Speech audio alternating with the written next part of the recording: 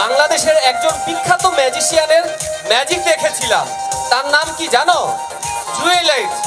তার ম্যাজিক দেখে আমি এতই মুগ্ধ হয়েছিলাম যে আমি বাসায় গিয়ে তার মতো ম্যাজিক করার চেষ্টা করলাম। এরকম একটি কাচের গ্লাস নিলাম, এরকম একটি পানির বোতল নিলাম, আর আমি জুয়েলাইট সাহেবের মতো ম্যাজিক করার চেষ্টা করলাম।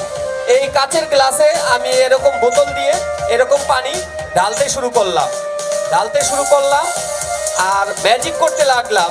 হিন্টিং শট, গিলিগিলি, ফোকাস ফোকাস, হিন্টিং শট, গিলিগিলি, ফোকাস ফোকাস ফোকাস, একটি মন্ত্র বলতে শুরু করলাম। আর তখনই দেখলাম অলৌকিকভাবে এই পানিটা বরফ হয়ে গেছে। সবাই জোরে আর একটা তালে। কি ম্যাজিক, কি আপনাদের ভালো লাগছে?